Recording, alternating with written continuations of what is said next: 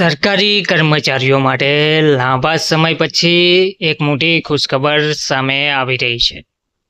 આ ખબર છે 18 મહિનાના બાકી ડીએનું એરિયર્સ ચૂકવવા બાબતે.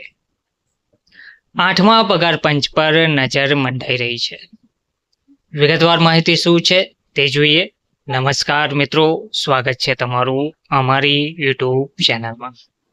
મિત્રો, સરકારી કર્મચારીઓ 8મા પગાર પંચની ભલામણોની પ્રતીક્ષા કરી રહ્યા છે. તેવું અનુમાન છે કે પંચ ભલામણોને મે 2027 સુધી સરકારને સોંપી દેશે.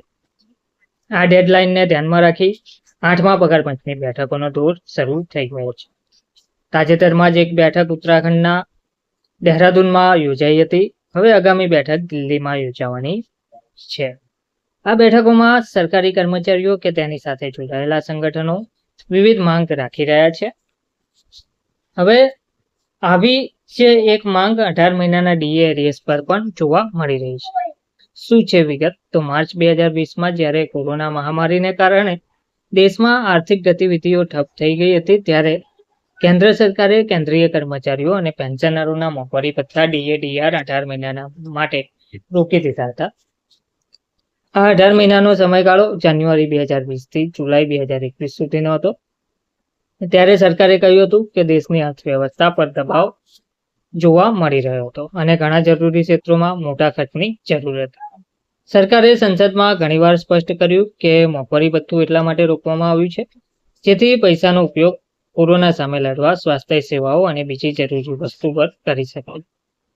નાણાં મંત્રાલયે પોતાના જવાબમાં વારંવાર કહ્યું કે તે સમયનું બાકી ડીએ ના આપી શકાય, પરંતુ સરકારી કર્મચારીઓ અને તેના સંગઠનોએ આશા છોડી દીધી.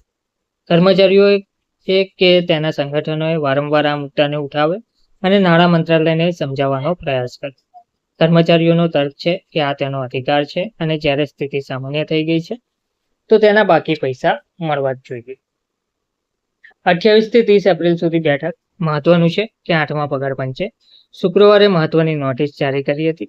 પંચે જણાવ્યું હતું કે 28 એપ્રિલથી 30 એપ્રિલ વચ્ચે દિલ્હીમાં યોજાનાર બેઠકમાં ભાગ લેવા અને પંચ સાથે વાતચીત કરવાની ઘણી વિનંતી પ્રાપ્ત થઈ છે. તેવામાં સીમિત સમય અને વ્યસ્ત કાર્યક્રમને કારણે આ તારીખો દરમિયાન બધાની વિનંતીનો સ્વીકાર કરવો સંભવ નથી. નોંધનીય છે કે પાછલા વર્ષે કેન્દ્ર સરકારે કર્મચારીઓ માટે 8મા પગાર પંચની રચના કરી હતી. 2025માં પગાર પંચની જાહેરાત કરવામાં આવી તો નવેમ્બરમાં તેના અધ્યક્ષ અને અન્ય સભ્યોની નિમણૂક કરવામાં આવી હતી.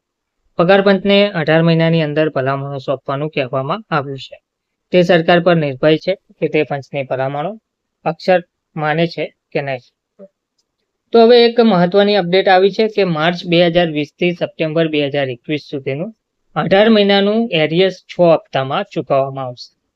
કેન્દ્રીય નાણામંત્રી દ્વારા આ આદેશ આપવામાં આવ્યો છે. કેન્દ્રીય નાણામંત્રી નિર્મલા સીતારમણે જણાવ્યું હતું કે કોરોના કાળનું માર્ચ 2020 થી સપ્ટેમ્બર 2021 દરમિયાનનું પેન્ડિંગ 18 મહિનાનું એરિયર્સ સરકાર ટૂંક સમયમાં સુનિશ્ચિત કરશે. તેઓએ કહ્યું કે આ રકમ કર્મચારીઓ, પેન્શનરોને 6 હપ્તે ચૂકવવામાં આવશે જેથી કોઈના પર નાણાકીય બોજ નહીં પડે. નાણામંત્રીએ ભરોસો આપતા કહ્યું કે સરકાર કર્મચારીઓના હિતો પ્રત્યે સંપૂર્ણ રીતે પ્રતિબદ્ધ છે અને એરિયર્સનું ચૂકવણું પ્રાથમિકતા આધાર પર કરવામાં આવશે. પ્રથમ હપ્તો એપ્રિલ-મે 2026માં ચૂકવવાનો પ્રયાસ રહેશે. નાણામંત્રીની આ જાહેરાત અને સુપ્રીમ કોર્ટના નિર્ણય પછી દેશભરના કર્મચારીઓ અને પેન્શનરોમાં ખુશીની લહેર જોવા મળી છે. સંગઠનોએ સરકાર અને ન્યાયપાલિકાનો આભાર પણ વ્યક્ત કર્યો છે. આખરે કોવિડ-19ની મહામારી સમયે સ્થગિત કરેલા મોંઘવારી ભથ્થાના તફાવતનું ચૂકવણું કુલ 6 હપ્તામાં કરવા અંગેની જાહેરાત કરતા કેન્દ્રીય નાણામંત્રી શ્રીમતી નિર્મલા સીતારમણ દ્વારા કરવામાં આવી છે. ધન્યવાદ.